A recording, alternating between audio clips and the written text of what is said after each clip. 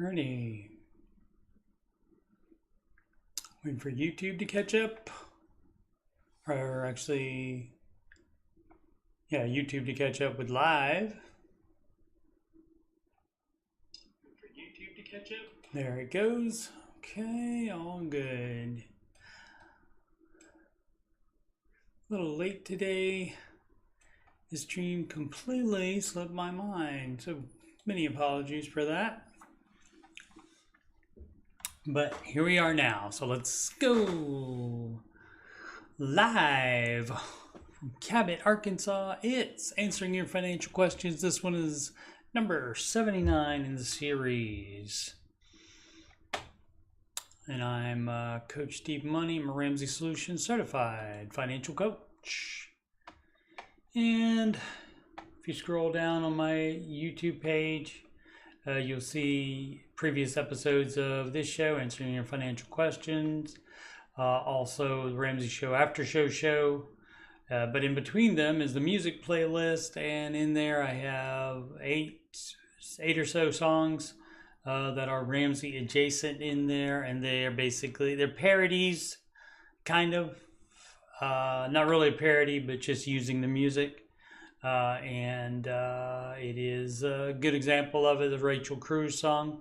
And I guess that's why we all watch Rachel Cruz, for good advice that she learned in her youth. That's why they call it the blues. And so my latest one, that's what gives financial peace. That's what gives financial peace. That's what makes you beautiful by the One Direction.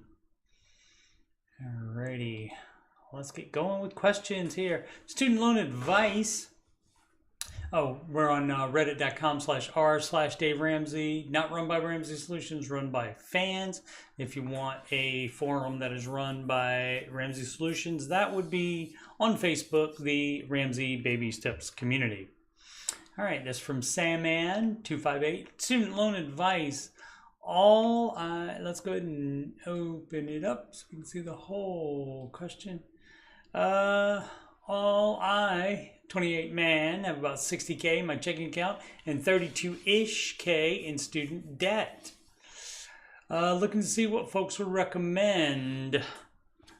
Well, if you go right over here and look at the baby steps right next to your question, I have 60K in my checking account and 32-ish K in student debt. So this would be debts.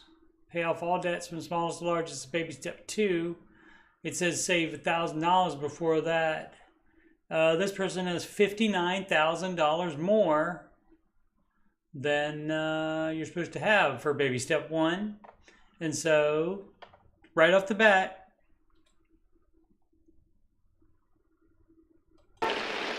you're doing it wrong. Exactly. So, anyway, let's see what else he has to say. Obviously doing it wrong. A lot of people don't like to do that. They get a bunch of money in checking or in savings account, and they don't want to let that go because they feel safer with having that, despite the fact that they have this debt hanging around.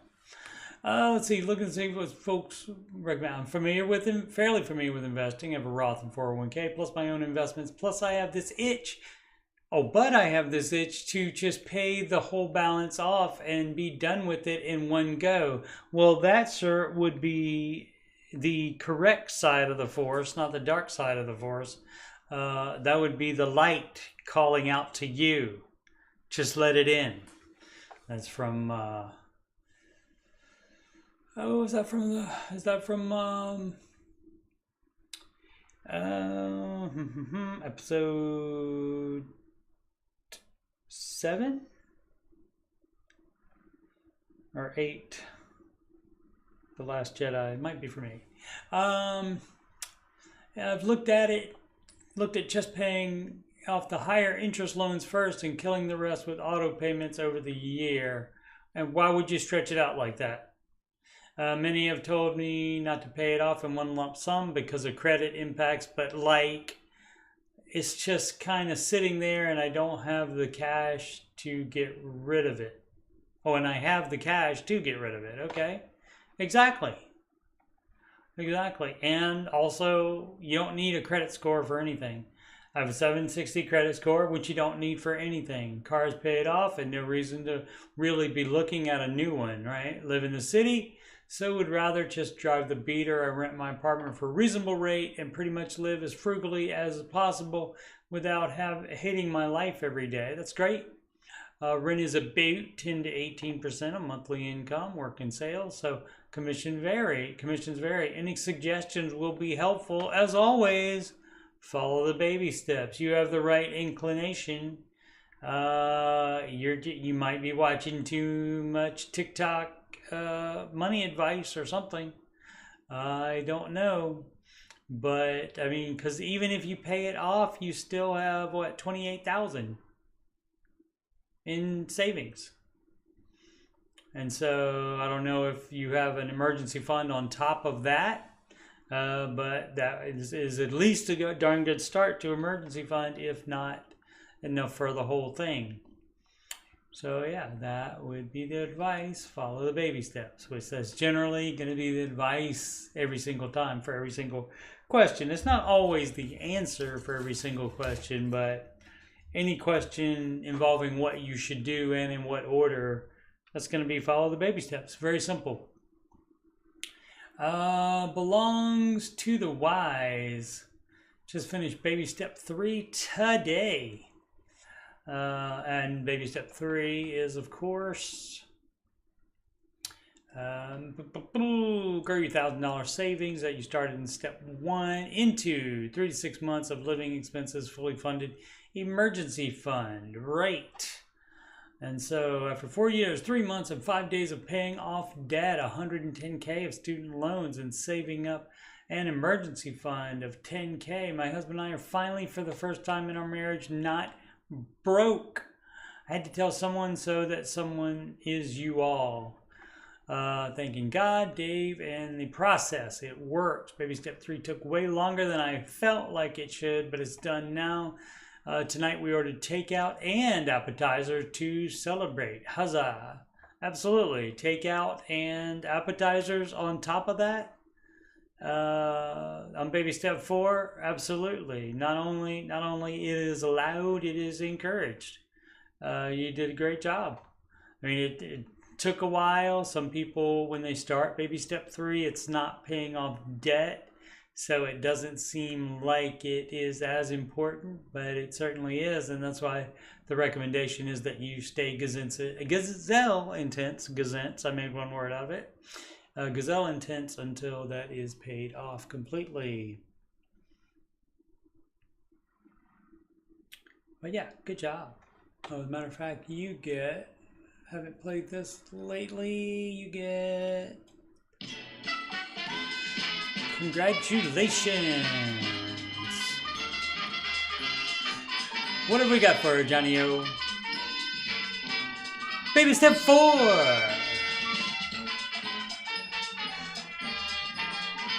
Alrighty, congratulations again. And that's much better than hearing the losing horn from The Price is Right. Alright, let's see. This is from Correct Struggle 4454. Should we sell the house? Now, you don't always have to do that when you start the baby steps. It just depends on your situation. But if it's like really out of hand, if it's way too much house than you should have bought in the first place, and even way too much, even some people have bought a house in debt and have other debt than the mortgage, and even which, if they didn't have any debt at all, that still wouldn't be the advice to buy as much house. We'll open the whole thing because there's a little bit more than showed on the primary page. Feeling stuck in a tough housing situation. We bought our home during the crazy 2021 housing market. We're about to have our first child, and I was going to leave the workforce to be a stay-at-home mom. And we needed my income to qualify for the loan since my husband had no credit. Oh, I answered this one yesterday. I really don't want to take out a HELOC to deal with insulation yeah. So yeah, you would not do that. You would probably sell if you want to be a stay-at-home mom and so forth. Sorry about that. When you sort by new the next day, sometimes they are in a different order. Let's see. This three of cups. Okay. Obsessing about home ownership. I read the Total Money Makeover years ago. I want to say in 2012 ? A new version of that, an updated version coming next month in May. I didn't have much debt at the time, but I got out of debt using the principles. Great. I've fallen off the wagon, but I'd like to get my financial house back in order. This sounds familiar too. Of course, most of the questions sound familiar because there's only so many financial questions you can ask, so many different bad situations you can get yourself into.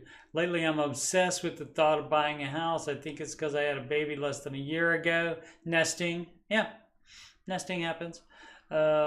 Instincts, motherly instincts. I thought of the Total Money Maker a few moments ago, so I moseyed into the subreddit. Honestly, reading the frequently asked questions was really helpful. It answered one of my most burning questions: when should I buy a house? And you buy it when you can afford it. It doesn't matter what the market's doing. Nothing matters. It matters when you can afford it. And of course, affording it means you don't have any other debt at all. Jolie7, Get Clear Assessment Help. I took the Get Clear Assessment from King Coleman and just need some guidance. I was created to use my talents of compassion, discernment, and connection to perform my passions of planning, researching, and advising. Okay, what are some career recommendations that best suit my talents? Planning, researching, and advising. I mean, that could be a whole bunch of different things, like any kind of coaching type of thing, like life coach, financial coach, any kind of thing would pretty much qualify for that. So find something that you're interested in, and then you make that compassion, discernment, and connection. You use that to do that better. Is the next step to look at. But generally, like any kind of coaching or teaching or anything like that. Suburb ad 3555. Combining income and issues. Hi, I wanted to come here for some feedback. My husband and I got married last year and had a baby. I'm an attorney, newly licensed in 2021 with 1.5 years of experience in my current sector of law, about 2.5 overall. It's hard to count the first couple of years because I was basically doing paralegal work for these a-hole bosses. Interesting. That wouldn't give me real legal work. They just wanted a warm body to attend hearings that they didn't want to attend. No formalized training, maybe. Just sat in an office all day and waited for them to email. I make $85K base salary, and if I go above my billable hour,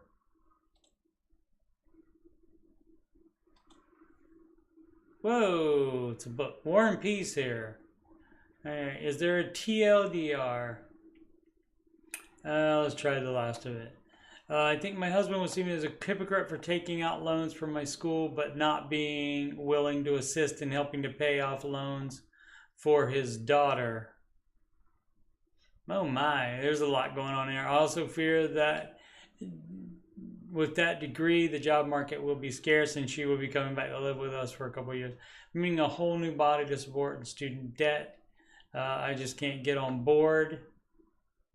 Yeah, obviously, I'm also working like a madman to pay off my student debt. Yeah, I would say you have to do, I mean, if the daughter is in college, that's an adult there. And you're paying off your stuff like an adult, and she does as well in general. So there may be some little issues in there that I didn't get to, but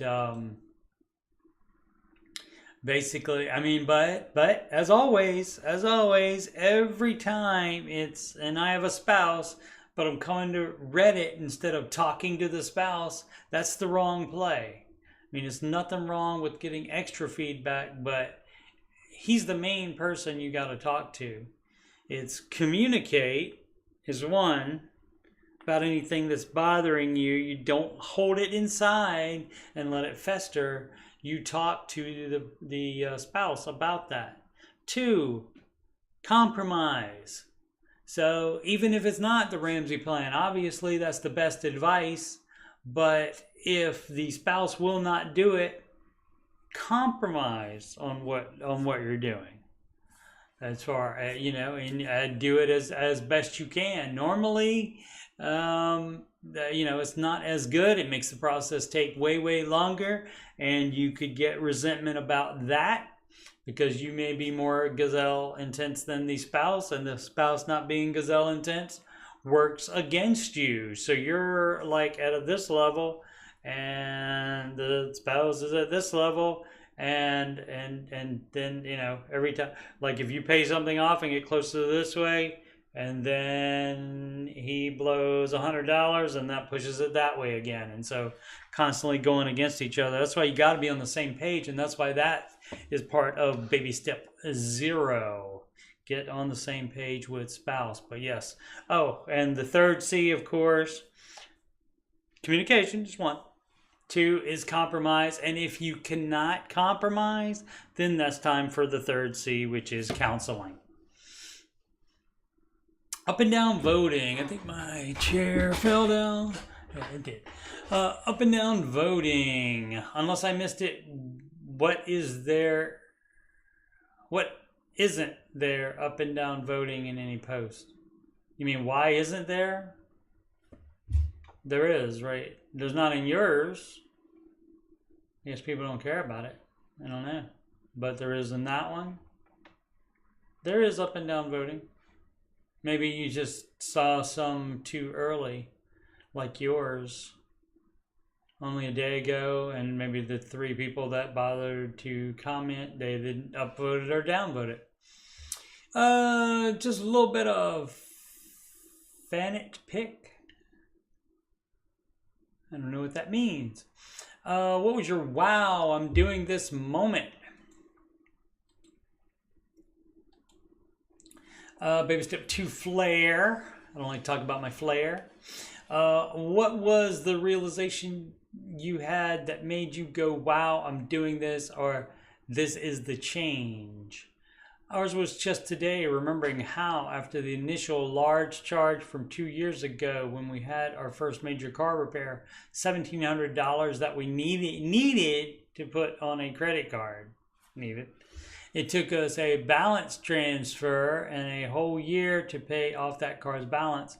But this February, when we needed to do an emergency visit for our puppy, no insurance, foolish first mistake, we have since gotten covered. That cost a total of $2,000. We paid it off in a month and a half, got coverage, and started a sinking fund for any future possible issues. We realized we had zero stress about the money of it all, and it made the situation so much easier to go through because we only had to worry about our pup being okay and not about how much of a hole this would dig us into. I ain't saying they a hole digger.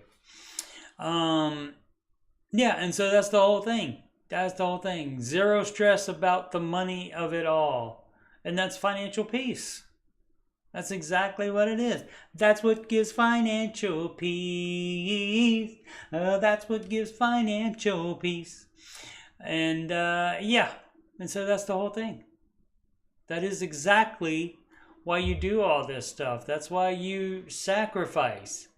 That's why you sacrifice so much and don't do as much fun things. You have to find fun things that are free, which there are a ton of those.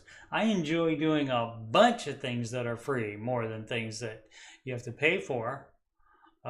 Step 1, save $1,000 as fast as possible. Baby step 2, pay off all debts from smallest to largest using debt snowball method. And baby step 3, grow your $1,000 savings in 3 to 6 months of living expenses, which is your fully funded emergency fund. You're supposed to sacrifice doing things during that time. And that's why you do that. Because once you do get to baby step 3, then that is financial peace right there. And the more you do steps 4, 5, and 6, the better. It just gets even better, more and more peaceful. And so, yes, highly recommended. What was the wow I'm doing this moment? I got tired of sending my money to other people. I mean, it's different when you give money to, say you need a new Xbox controller and you go to the Walmart and you buy one.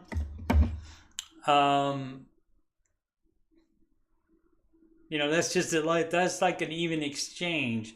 But if you go to the Walmart and you put this on a credit card, then you're not done with the transaction. You're paying interest on the debt. And so I get tired of seeing all the interest on it. At the height, at the most amount of debt, I believe my ex-wife and I had like $72,000, and I did not like that interest going bye-bye. And so convinced her to do it as well. It didn't take much convincing. And so we got that paid off, fortunately. And so by the time we got divorced, there was no debt to split. So, and that also, and that was another thing that was financial peace. Even in that situation, which is not the greatest, not having any debt to split, that was awesome. Terminus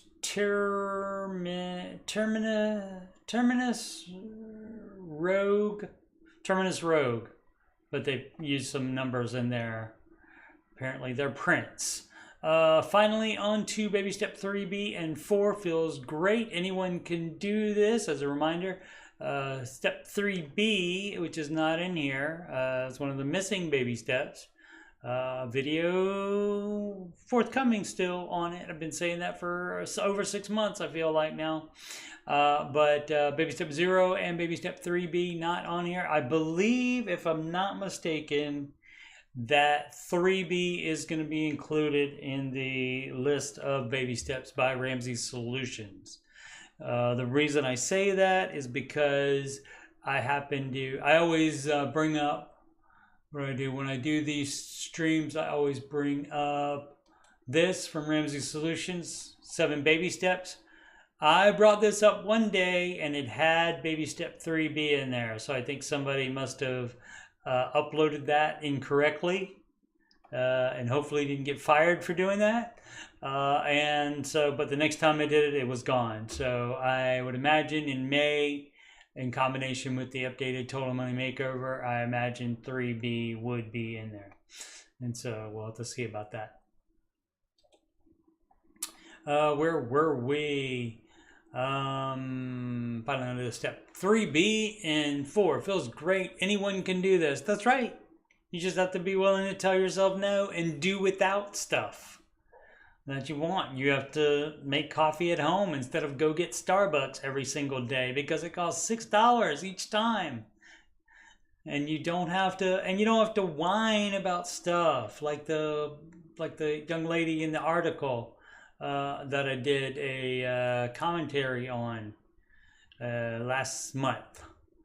What did she say? She said, I'd rather be caffeinated and not stressed than have $6. Well, if it's the caffeine, you can get the caffeine without paying $6 for the coffee, sweetie. Finally, on to baby step 3B and 4. Feels great. Anyone can do this. I don't have a question. Great. I can comment on statements as well. Just glad to be a part of this process, and I want anyone who is struggling to know how this works, and it is doable. Yeah, I'm 31, living in Southern California. If a person in California, Taxifornia, can do it, so can you. If that adds any context, in 6 months, my wife and I did the following: paid off credit card 1 for $11,000, paid off credit card 2 for $1,000, and paid off a phone for $1,000, and that makes them debt free. So you may be saying, well, that's not much, that's just $22,000. If you took out more debt, then it's not these people's fault, it's not Dave's fault, it's not the plan's fault that you took out more debt. And since they're living in California, they are also probably making more money than you do. And that is nobody's fault either, except your own. Artistic Army 5567. Should I buy a house?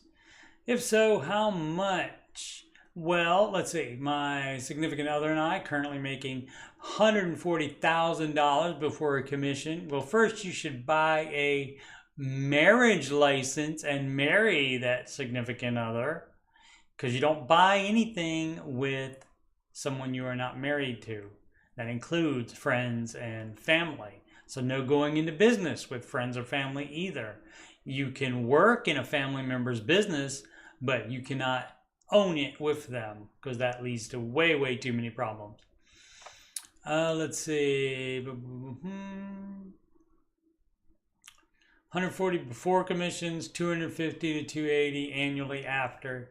We have a boat and 130 saved up between the two of us, not investments, which she has none. I have a boat and another 40. Credit scores don't matter. We live in Austin, Texas, and are looking at staying here. Okay. We both owe a bit on our cars around, so you wouldn't buy a house until you pay off that debt. Down payment goes to paying off the debt. That's dumb. Saving and have debt too at the same time. That is dumb. I realize that is normal, and most people do have that situation going on. Hopefully more of them have that going on than just debt and no savings, which there's also a bunch of that going on as well. And around $400 a month combined. For the next 2 years. Oh, that's not bad payment if it's $400 a month combined. But anyway, get married first, pay off the cars, and then you'd be ready to start saving the down payment after you have a 6-month emergency fund as well. Probably spend a combined $4K a month before rent. What do you mean? On what? Can be lowered, but no immediate need to, unless you want to buy a house. Would it be wise for us to purchase, or should we wait it out because prices are continuing to lower? I don't know if they're getting that much lower. You don't time it on that. You time it on when you can afford it. And so if you go on to, I wouldn't go on the 250 after commission, because commissions could take a dump sometime. But let's just use 250 anyway, because that's a nice round number. So 250 and that's 500, and 125. So that'd be 625, and you have 130. So you save that up again, because you would want to put down 20% if possible, 10% minimum for first-time home buyer. But 20% is better, because then you don't have to pay PMI, which is private mortgage insurance, and that's mortgage insurance for the lender in case you don't pay. That is not for some kind of insurance for you personally. So what did I say? 625, 625, and so that would take care, and plus that, so that'd be 750 you could buy of a house, because then your mortgage would be 625 about in there. And so yeah, and that's probably too much house than you need. In Austin, Texas, you might be able to get a little bit lower than that. Might have to go out to the burbs, I don't know. But yeah, so that should be that would be the advice on that. But get married would be first. You're gonna buy a house with somebody, but not get married. That's suspect. Nice, Main Famous said nice singing. Sorry I missed that before. Oh, that was 10 minutes ago. I apologize if you were not watching it. Thank you for the singing. I have, if you want to hear more, I have a music playlist that has, again, eight-ish or so songs that are Ramsey adjacent, meaning this financial advice adjacent in there. So check that out. Numerous lettuce 1166. Prepay, lease, or save. My wife and I, it should be, have all debt paid for minus our mortgage. Okay, so that would generally be past step 2. If you have the full emergency fund, then you're on step 4 at least. Our mortgage $260K. 8K auto lease. Okay, so that is debt. So you're still on step 2. Congratulations. It's just $8,000 though. Pay it off today. 20K in the bank. See? I don't know why people do that. Household income is 165K. Should I just prepay the lease and continue to save, or leave the lease until it's complete in 18 months? That's up to you, but get out of it today. Do whichever one you want to do, but do it today with that 20K you have in the bank. Because that's even if that 20K is your emergency fund, you would still take that down to $1,000 while you still have non-mortgage debt. Dapper Motor, straight questions on term life insurance. Okay, I like that better than curved questions for sure. As topic says, I have some straight. Do we have a, yeah, hopefully it's not a book here. Let's see. No, not too bad. As topic says, what happens if, but on term life insurance, question, straight questions, not curved. What happens if both parents pass away maybe, because of some incidents, like some accidents, etc. at the same time? How will we make sure all of our benefits goes to our child? You can put secondary benefits, beneficiaries on there. That's part of life insurance. Don't worry, they will ask you. They should, regardless. Don't know necessarily that they will, but you can put secondary beneficiary.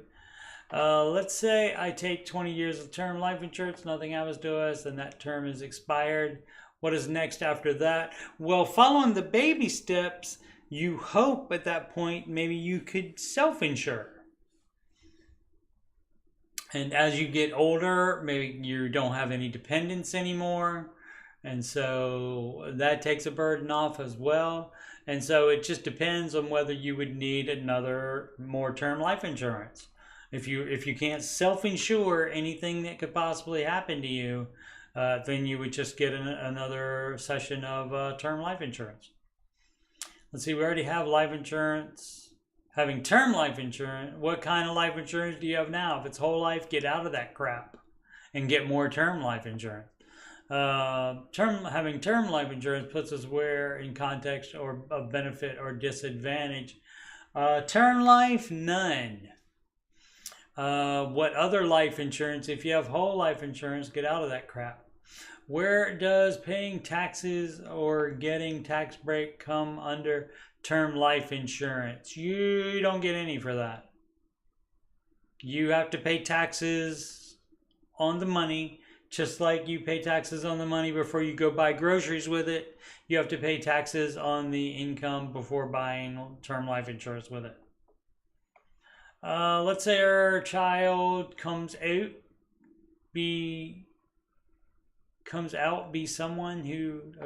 turns out to be someone who likes to waste money and not save it all. Can we assign that benefits to go with, let's say, grandma or some close relatives we can trust? Yes, you can.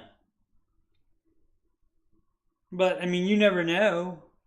Say you die and you leave it to grandma, and then the secondary is the child. The child's going to get it anyway. Let's say, for example, you die and you have the grandma be the beneficiary. The grandma might not do what you want her to do with it. So you never know. You really can't control what people do that you leave your money to. You can't control it. So that would be up to you. You can change that at any time except after you die. So you do have to realize if the child ends up being someone that likes to waste money and you don't want to leave the money, that's when you change the will. That's when you change the beneficiary on the life insurance.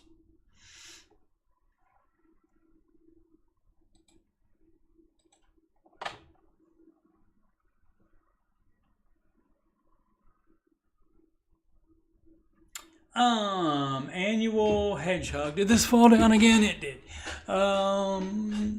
Annual hedgehog. Investing. Maybe investing in a new chair or something.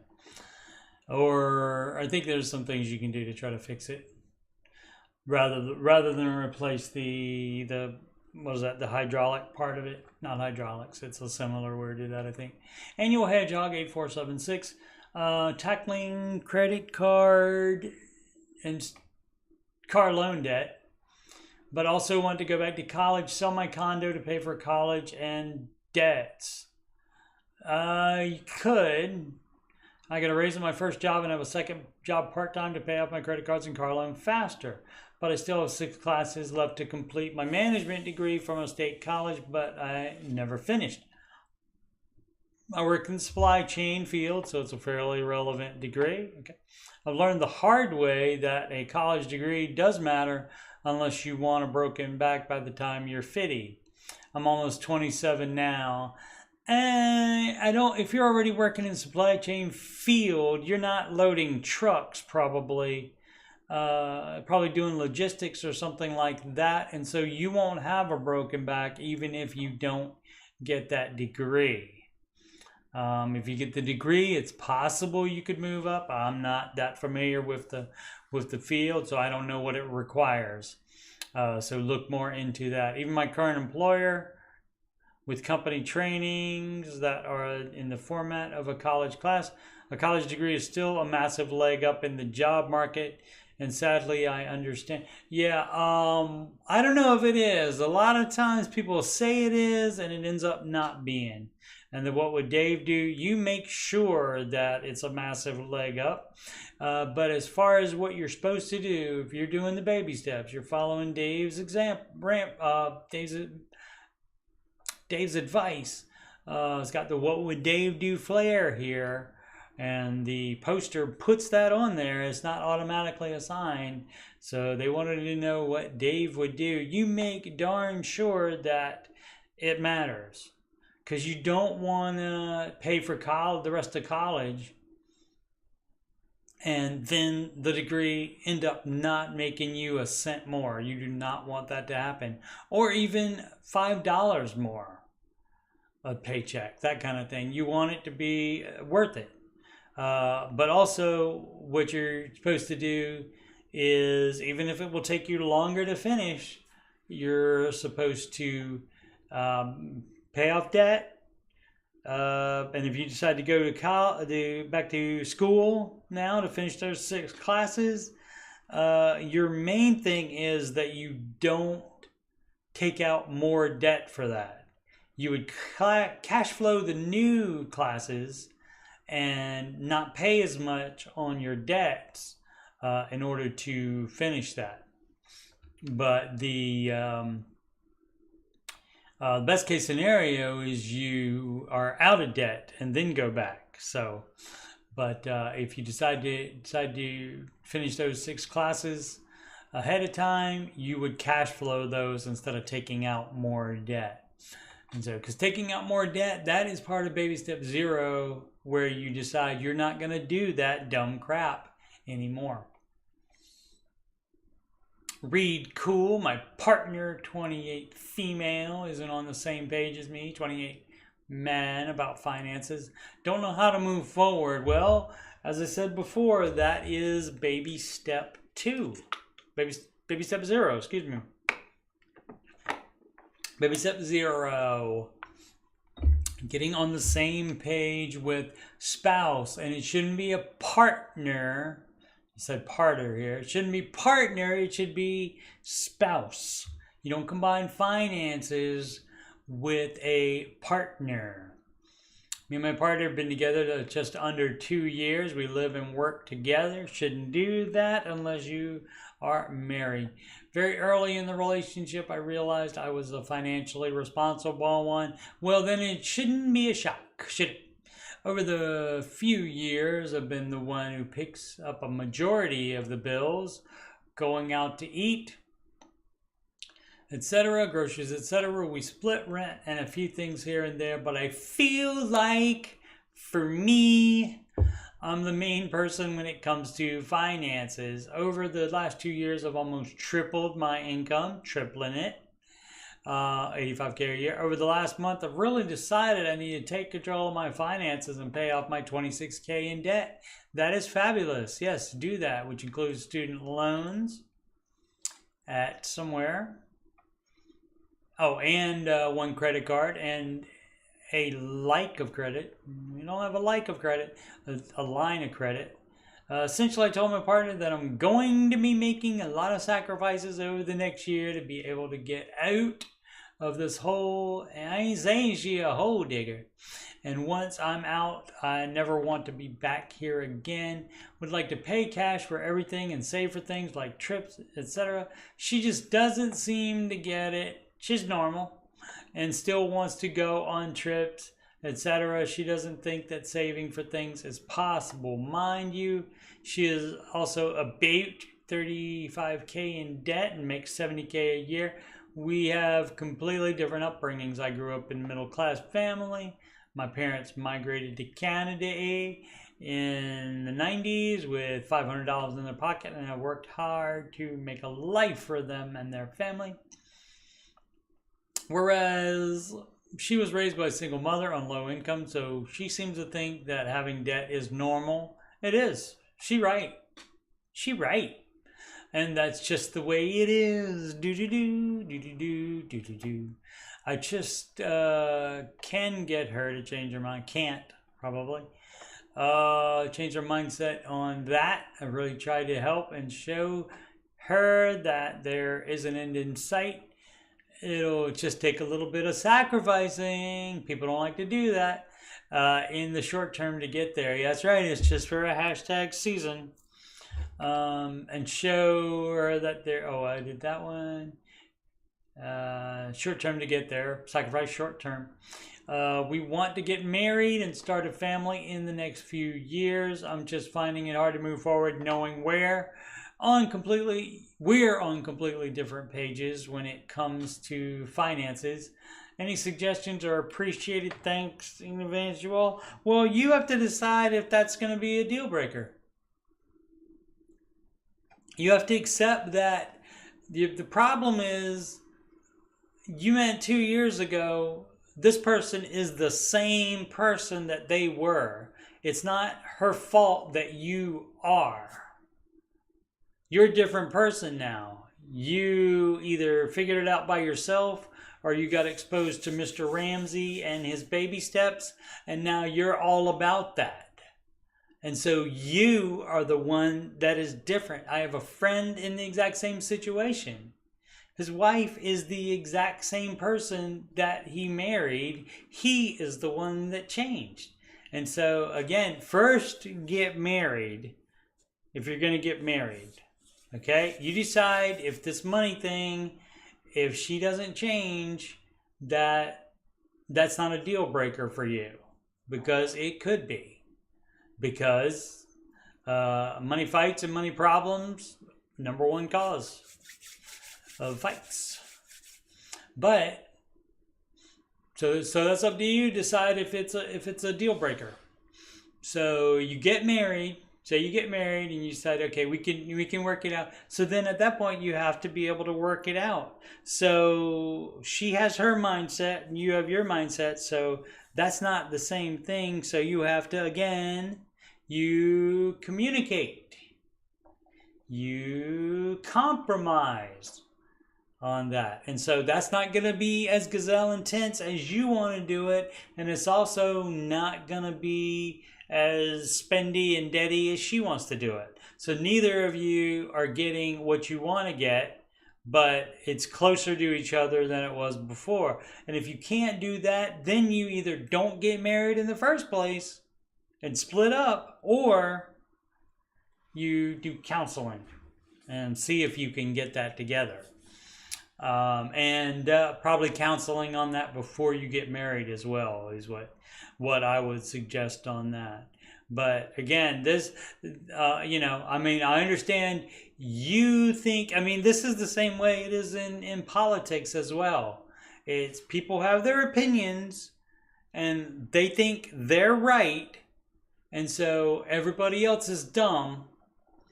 And so you just have to try to find a way to communicate and be friends with those people anyway, even though they don't believe the exactly same thing you do. And you also have to accept the fact that it's your fault because you're the one that changed. Granted, it's definitely for the better. It's definitely the right decision. Dave's program has been proven millions of documented times. It is the fastest way between you and wealth. So, that's all I have to say about that, I think. But yeah, I mean, the main thing is talking to her, and then, like I said, you got to compromise. You're not gonna like that. And no matter how much you think this is the right thing, and I'm gonna agree with you on that, but I'm not gonna agree with you that, oh, I don't know what her problem is. She doesn't have a problem. She's the same person you met 2 years ago, the same person you've been with and decided to live together and work together. You work together too. You have a business. And this is why you don't do that either. So you're not married. If working together means you're in business with each other, then that's a major problem if you decide to be Ramsey intense and she doesn't want to be. So yeah, so you got some much talking and compromising to do. And I don't know. I mean, I can't tell you what to do, but for some people that would be a deal breaker there. And you know how much of it should have happened to begin with? None of it, because you can meet someone and not work with them. You can be friends with them and not work with them or move in together until you're married. All right, so I hope they get it together. Hope they get it together. But yeah, people. I mean, you can't. I am reasonable enough, I guess would be the word, reasonable enough, and also logical enough to understand that, like I said, if you're gonna blame this situation on somebody, it's him. He's the one that changed, and he has to accept, oh, I'm the one that's different. I changed my mind about money, about the way money happens, and now it bothers me more that you're the way you are. And so you got to accept responsibility for that. Music and brats, maybe? I don't know if that's brats, like little kids, or like brats, like bratwurst. For musical.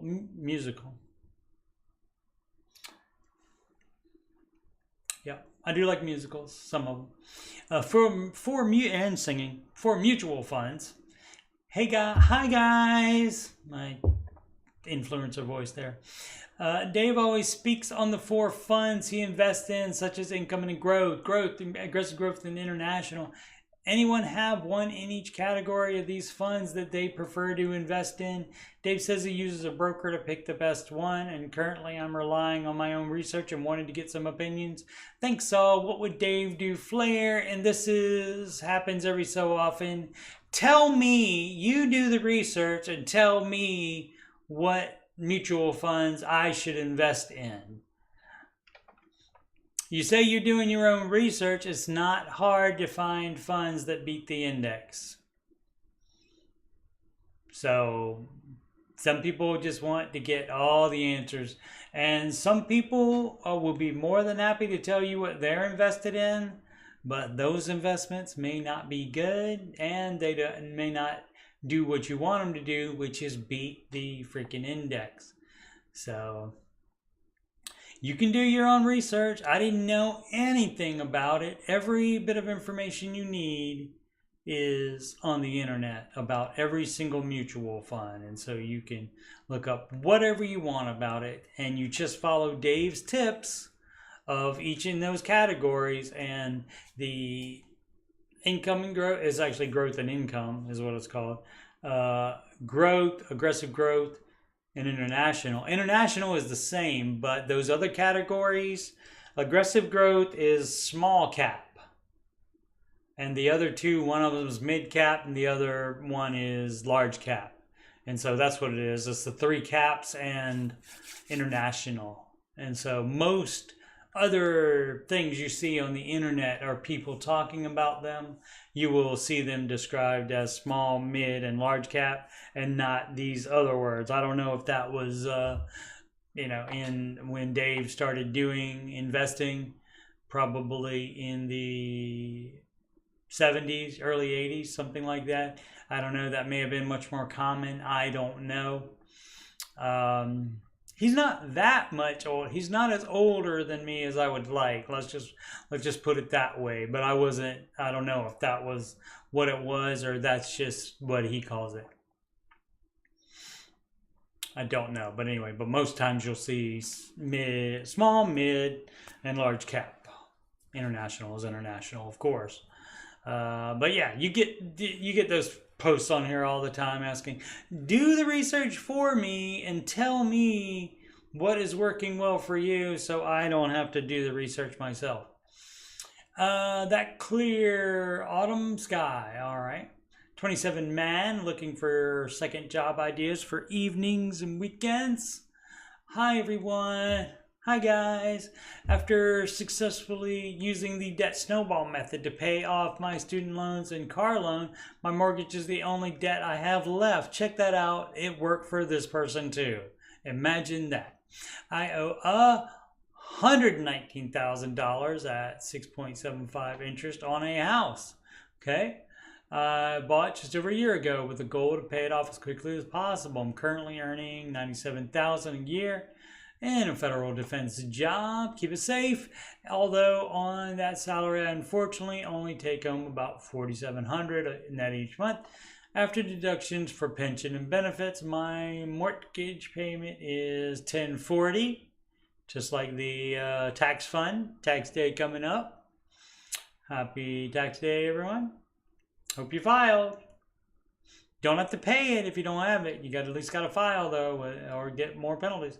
$1,040 monthly, and I've been paying an additional $1944.88 cents, the debt snowball amount. Okay, so see, this is somebody that finished step 2 and then now is on step 6 apparently. Supposedly step 3 done, hopefully step 4 is happening as well. Said already doing pension, but the pension is only counts for half, so got to do more investing on the side to get up to the 15 that Dave recommends. Don't know if kid college is involved. Didn't say whether a spouse or kids are a thing. And then baby step 6, pay off your mortgage early. So don't know about that. Let's see. Boom, boom, boom. Towards the principal every month. Okay, according to the Dave Ramsey calculator, this should take about 4 more years to pay off, although it should be less with raises, bonuses, and other windfalls applied, right? Most people do calculations all the time, and most people get done with debt way beforehand, any kind of debt, whether it's the house or just baby step 2 debt. In a few weeks, I'll be starting it. But you know why? Because you get excited about it. You see it's working, and then you start thinking more and more, oh, I could get this cheeseburger, or I could make a sandwich at home and put the extra to the debt, or put the extra to the house, and then that's how it happens faster, that kind of thing. Or you say, like you, I want looking at getting a second job ideas, and that's how you do that faster than you were going to do it before. Absolutely. And in a few weeks, I'll be starting a 2-month volunteer deployment with another agency that promises a lot of overtime. Great. Milk it. I have a coworker who did this, and he made about $20K doing this. All right. I'm also considering longer-term military-style civilian deployment opportunities that offer more significant overtime. My job offers a flexible schedule, so I have a lot of free time during the evening and the weekends that I get very bored with. Evening and weekends are great for delivery. Food delivery. I wish I could be using this time more productively. You could, to work towards my financial goals faster. So I've been looking for second jobs and ways to increase my income when I'm back. And in between these other opportunities, I'm trying to find a good second job that I can consistently work on evening and weekends. Does anybody have a good ideas? Appreciate advice or suggestions. Is that Uber stuff and Uber Eats and food delivery? Those things you can do when you want to. So you can do it on the evening and every evening and weekend that you want to. And then say you got a date, say you got some other kind of thing you want to do, go to a concert, go to a movie, whatever, then you don't have to do it. You're only on the clock when you want to be on the clock. And so those are great for that as far as scheduling that around a full-time job. But congratulations. Still didn't say like what baby step. There's no flair on here. I guess this person didn't like to talk about his flair either. Crazy when sober. Crazy on you. Should I pay off my debt? The answer is yes. I think so. I mean, other than the first baby step, which is save $1,000 as fast as possible, pay off debts is baby step 2. So that's fairly on in the process. I am inheriting 100K traditional IRA. Okay, I have about 60K in debt between credit cards and 401K plan loan. 401K loan. I make about 53K a year. Should I take money out of the IRA to fully pay off debt and take the hit on taxes?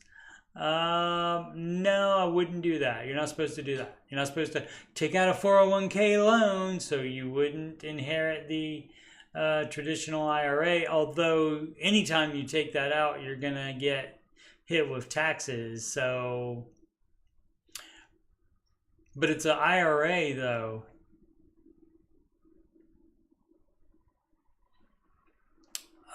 Investing account means that you will have penalties on it as well.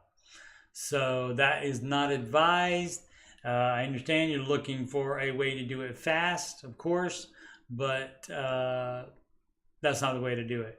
It's just too much money you're taking. It's great that it would get rid of the debt, but it's just too much of a cost, and so Dave doesn't recommend. And what stupid thing did you take out the 401k for? I mean, maybe it was to pay off other loans that were for you, but still, you shouldn't do that. You should work harder and sacrifice more to do that instead of taking these easy, quick, quote unquote, fixes. All credit card debt is high interest, and that's a mistake that you made. Stupid tax. Or just take part of it out, have to anyway, and continue to pay off the cards. If you have to take some of it out, I don't know why you would. Is it an immediate RMD, required minimum distribution? If so, then you have to take it out. You have no choice. Then yes, any money coming in, you would apply to whatever baby steps you are. The reason that this would be different is because it's in a traditional IRA. And so if it keeps that same status when you get it, which I'm assuming it does, then you have to account for the penalties and taxes, and so that's just too much of a cost. And so you should just work harder and sacrifice more instead of doing that. I have 10 years to take out all the money from the inherited IRA, and there will be no 10% penalty, just regular taxes when I take the money out. Oh, there won't be? Okay. That makes it a little bit different decision.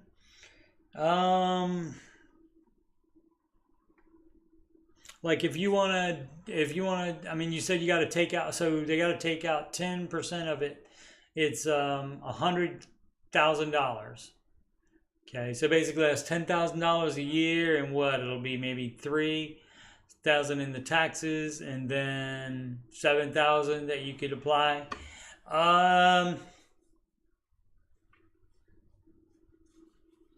Since there is no penalty, that's a little bit, again, a little bit different situation. Actually, I'll admit it. I admit it when I don't know. I don't know off the top of my head. I don't know what Dave would say about that. I mean, taxes still, I mean, if it's just, between 20 and 30%, let's split the difference. Let's say 25%. So out of 10,000, that is $2,500. I can do math. $2,500 out of the 10,000, but that still would leave you. So that would leave you $7,500 to put towards debt. So, not knowing what Dave would say, I think, and of course, I would defer to him. But I would say at that point, that's up to you whether you want to lose that money. You're going to be losing that tax at some point anyway within the next 10 years. So I don't know. I would go at this point. I would go on whatever you would rather do to it. It's your life and your money, so you get the ultimate decision anyway. But since there are no penalties on it, and since you do have to take it out within 10 years, I would be fine with whatever way you wanted to do. It'd be interesting, though. I would like to hear Dave's take on that. Spectacular barbecue. That sounds yummy. Wife anxious about emergency fund. All right, too long didn't read. Okay, hey, thanks for putting that before the question. Is there a lot of there? It's not that bad. My wife thinks a 50K emergency fund is playing with fire because we may have a bunch of emergencies at once. More than 50K? My wife and I are in a very busy #season. Selling and buying a new house, trying for kids, several medical issues. Stop it. Maybe you don't sell and buy a house right now. My goodness. Maybe you don't try for kids right now. How about one thing at a time? Deal with the medical issues first. She comes from a poor background where her parents lost everything and is scared of that happening to us. Understandable. We're thankful to both have very good jobs with combined income of around 260K. Since we've been saving for the move after selling our current house. Oh, so you already did that. We will have about 400K in the bank. We plan to put 300K down on the new house, which already makes my wife nervous. After getting settled in the new house, I would like to put additional money toward the house, leaving 50K in savings. To me, this is overkill, but I want my wife to be comfortable. You're going to want to put additional money in the house. What about the medical issues and anything for the new house? You're just going to cash flow that? Are you going to be able to cash flow that? Can you cash flow the medical issues is the question. Leave 50K in the savings. To me, this is overkill. I want my wife to be comfortable. Right, and so that's what you do. So you want to leave 50K in it. So you compromise. And so, like, if she wants 100K, then easy. You have 75K in there. You see how you meet in the middle? How's that song go?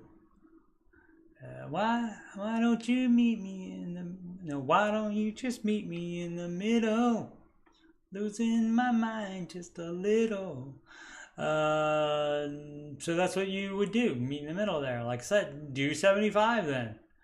Again, communicate, compromise, and if you can't do that, counseling. The 3 C's of relationships, brought to you by Coach Steve Money. She says this is way too little because we could have medical bills. We're both close to our max out of pocket already. Our cars could break down. We could get pregnant, not both of you, and both lose our jobs all at once. The only real emergency we couldn't pay for would be experimental cancer treatment not covered by insurance. She had cancer in the past, but if this has happened, it would potentially be hundreds of thousands and we couldn't pay for it anyway. I mean, that's, that's logical. That's a good point, but she's not looking at a logical point of view there. Having had the cancer before and also having seen that happen to her parents, she's not coming from the same place you are, which you recognize because you mentioned it. I don't even think there is a number that would be enough for her to feel comfortable. It might not be, but you got to compromise on that number. How do I help her become comfortable with a reasonable emergency fund so we can proceed with our other financial goals? I think they're more yours instead of hers. Instead of being paralyzed by fear and anxiety, the problem is, see, you don't make her, how do I get her to do exactly what I want? Oh, it's a locked post. Must have gotten contentious in there. Contentious in there because they locked the post. So this gentleman is not asking how do we make it work. He's asking how do I help her become comfortable with doing it the way I want to do it. And that is not how relationships work, my friend. It's not how it works. So you also didn't say what your expenses are, so I don't know what the regular expenses are, it's like comparing that to your income and so forth. So that's kind of difficult, but it is trying to do too much at one time, selling and buying a house and trying for kids, and you have medical issues on top of that. So try to do more one thing at a time than all the things at once. But that's a common problem. People do try to do everything all at the same time. Even the baby steps. Imagine that. Had one dude in the Ramsey show chat, could have been a troll, though, who knows, but that was doing all of the baby steps at one time, and that's a negatory on that. That's since the baby steps don't say it, that's also another good thing to always talk about is that looking at Mr. Ramsey's page here with his actual graphic on that. Steps 1, 2, and 3 you do in order, one at a time. So that is, you save $1,000 for your starter emergency fund, and you don't do anything else except pay minimums to debt. Of course, also pay your expenses for each month as well, but expenses and minimums to all debt, and then after that you use your snowball to build the $1,000 starter emergency fund. Okay, and you don't save a cent more than that until you have paid off all of your debt, your non-mortgage debt, and that's step 2. And so you never move ahead in steps 1, 2, and 3 until you have completed the previous step. So step 2, you pay off all the non-mortgage debt using debt snowball. That is smallest to largest amount. Step 3, save 3 to 6 months of your expenses in a fully funded emergency fund. And so again, those 3 you do in order, one at a time. Steps 4, 5, and 6 you do in the same order, but you do all of those at the same time. So as the other person was talking about, he's going to put his snowball, what was he going to put it to the house, I think? Yeah, he's going to put his snowball. So basically you have the snowball, and it gets bigger as you get rid of debt. As you get rid of debt, it gets a little bit bigger. And then you put all that snowball into the emergency fund. And then when the emergency fund is done, you still have this snowball of extra money every month. And then you would disperse that between steps 4, 5, and 6. That's when you begin investing 15% of your gross household income into retirement. If you have kids and you want to help them, if both of those things are true, you would just start addressing kid college. You don't need the whole $100,000 for them to go to college or more by that time, probably by the time they're 18. You don't need that before you move on to step 6, pay off your home early. You just need to start addressing it, like you put X per month and then combine that with to figure out the investing, how much it'll make in the market, in the account that you have for that, ESA, Educational Savings Account, or State 529 plan, which has investments in it. And so you can figure all that out so that it will work out to about what they would need once they go to school when they are 18, college. And then, so if they're young kids, you just have to put a little bit in there. You just have to get the ball started, because then after you pay the house off, you'll be able to put the mortgage payment in there if you need to catch up. So, but then when you get done with that, then anything left of the snowball, even if it's a little chunk, then you would throw that at the mortgage in order to pay off the house early. And that's how you do all those at the same time. A lot of people concerned about that. No, you don't put all of your snowball into retirement unless that whole snowball is 15%. And if that's the case, then you may have issues. You may be house poor, or you have some income issue or something like that. And so that would also need to be talked about there. But yeah, 1, 2, and 3 in order, one at a time, 4, 5, and 6 in order, all at the same time.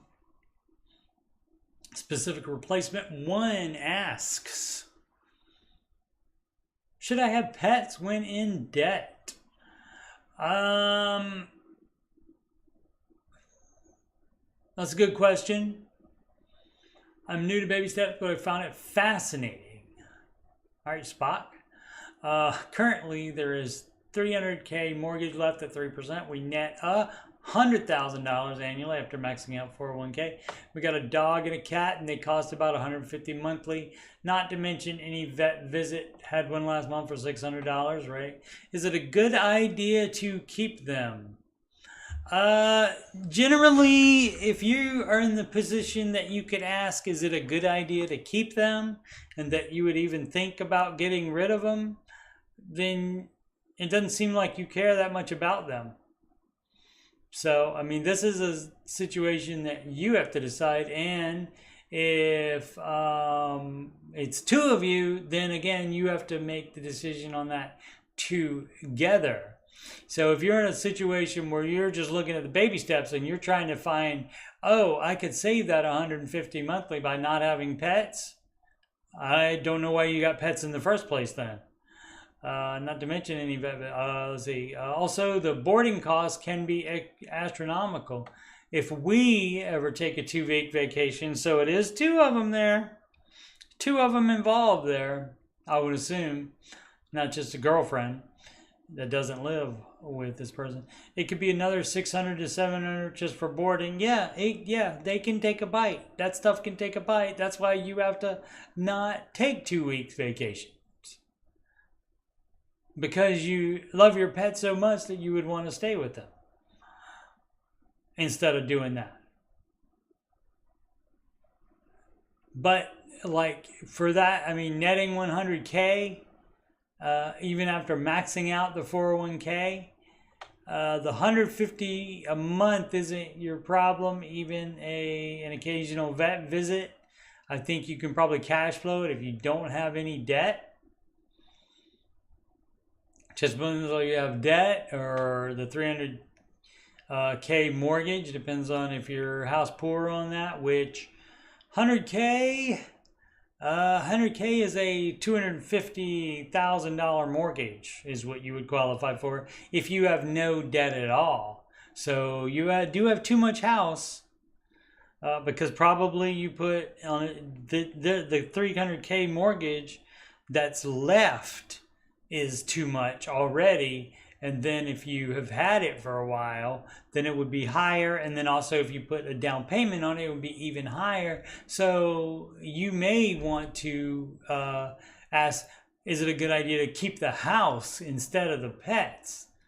That house is costing you more than the pets are.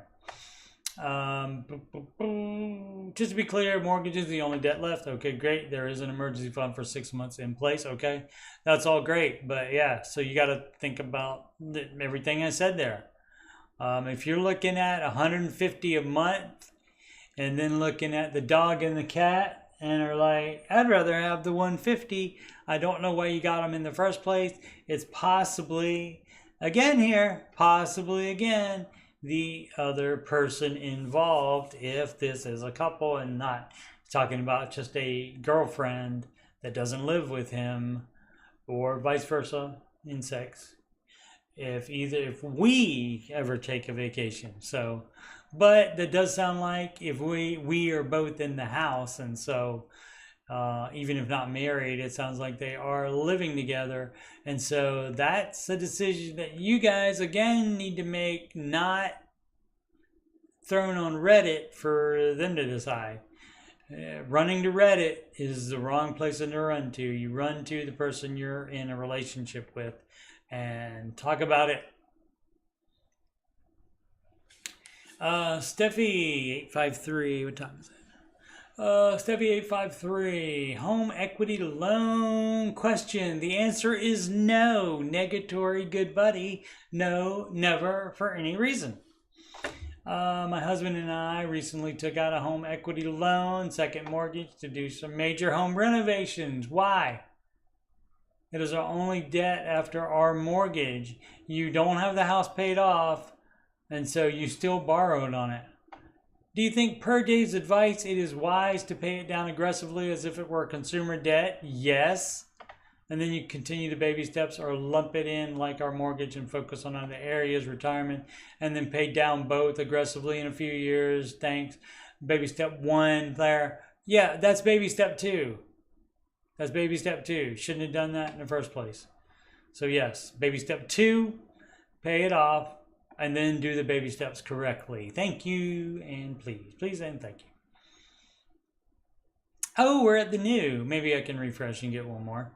Back to 4022, addressing greed. For those who've concluded that they have enough and have found financial peace, what would the Ramsey camp say to someone like me who, when honest with myself, honestly, for me, is trying to accumulate way more than what is needed, which is perhaps a reflection of greed? It could, that could be part of it. It could also be a reflection of, if you grew up poor, then you may be trying to overcompensate. So that could be in it. And really, if you're doing these steps, which is you're trying to get in the best position to build your net worth the most that it could be. So step 7 is even build wealth and give, and that's what you're supposed to do. So the problem would be is if you're building a whole bunch of more debt than a whole bunch more of wealth than you need, and you're not giving any of it away, then that would be a reflection of greed. But if you're making it and also giving a chunk of it away, if you're on step 7, granted, you do the baby steps in order, so you don't be giving all kinds of money away. If you're Christian, you believe in tithing, and that comes off the top, and so that you would do ahead of time. You can do charitable works, charitable givings, and so forth, all throughout the baby steps. On baby step 2, it would be better to volunteer and save the cash for paying off your debts. And that's basically you putting on your oxygen mask before helping others. But you can do charitable works. You can volunteer at doing stuff and for free. That just takes your time, and then you can put all the money to the debt. But that's something you have to decide for yourself. But yeah, I would be worried about it if you did no giving at all. If you're not doing any giving at all, even at this point, you didn't say, let's see, you said you've had, he's just asking the people that have found financial peace. I guess maybe he hasn't, and that could be it as well. Because people's definition of financial peace, although, you know, basically it's more and more financial peace the further you get through the baby steps. It's more and more and more. It keeps growing. Keeps growing. Step 1 gives a little bit. Step 2 gives more, a lot more, because you don't have any debt there. So you're not subtracting anything. Other than maybe a house, you're not subtracting from your net worth at all. And then baby step 3, you're adding to your net worth directly there. And so it just gets more and more. But yeah, if you're not doing any giving at all, then that I would be concerned about greed at that point. Let's do a little reloading. Nope. Let's sort by hot. And then that one was a good question, and that's why it's hot. Is that, no, that's not one of the ones that got locked. Let's see, a new, nope, that's it. All right, well, I think I've done a little over an hour. So that's good. We can call it since we're out of the shots again. Thank you for complimenting my singing there, Main Famous. I might be a troll from the Ramsey show chat. That's fine though. Trolls count towards all the YouTube's monies and the algorithm, of course. Music playlist right there, and it has about 8. Right, there's one about Rachel, there's one about George Camel, there is one about Lifestyle Creep. There are 2 different baby step songs. There's a song about financial peace, and I say that's what gives you financial peace on there. And so take a listen to those if you're so inclined. And the back episodes of the Ramsey-ish, well, not advice-ish, but not officially part of Ramsey. I am a Ramsey Solutions certified financial coach, but I don't work for Dave. But that would be the Ramsey Show after show, of which there are 369 of those bad boys. I used to be able to do that every day. Moved and changed jobs, and now can't do that, but I still do that when I can, about 1 to 3 a month. I'm able to do, and this is episode 79 of answering your financial questions. So there's a bunch of other ones that you can listen to if you would like. My opinion, which is almost straight down the board. Dave's opinion, I don't think we disagree on anything, but like I said, some of the things I don't know what his opinion is on, like the IRA, take the disbursement over 10 years. Since you have to take it all out by 10 years anyway, or just go ahead and lump sum it and go ahead and take the tax hit out of it, because it is going to be out of that amount. It's not additional tax that you have to pay out of your own money. It would just be less money that you get from that amount. And so I don't know exactly what he would say about that. But other than that, like anything that I've heard him actually say, I actually agree with him on. Alrighty. Ooh, did not give the plugs on the mid-roll. That's all right. You guys know who I am. I just said it.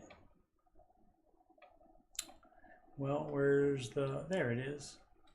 I am Coach Steve Money. I'm a Ramsey Solutions certified financial coach. And if you've got money problems or you just want to make sure you're on the right track, you can schedule a free financial coaching consultation / assessment with me at calendly.com/coachstevemoney. There's a video conferencing appointment, so you can do that from anywhere in the whole wide world. You can email me about questions about coaching or anything else on the wonderful different topics that I'm into that I include on my YouTube channel at coachstevemoney@gmail.com. Channel donations can go to paypal.me/coachstevemoney. Alternately, donations can go to Cash App, $Coach Steve Money, Walmart gift card to coachstevemoney@gmail.com. Just came up in the ticker down below as well. Upcoming streams, the show answering your financial questions Saturdays and Sundays at 4 p.m. Eastern Time, except today I was late because it slipped my mind. The Ramsey Show after show. The next one is Thursday, April 18th at 6 p.m. Eastern Time, right after the Ramsey Show video on YouTube ends. You can add me on the gram at Coach Steve Money. Of course, the YouTube channel is youtube.com/Coach Steve Money. Thank you so much for subscribing, liking the videos, and commenting. And as always, I should have been ready for it. Always forget. And there we are. Make smart financial decisions every day.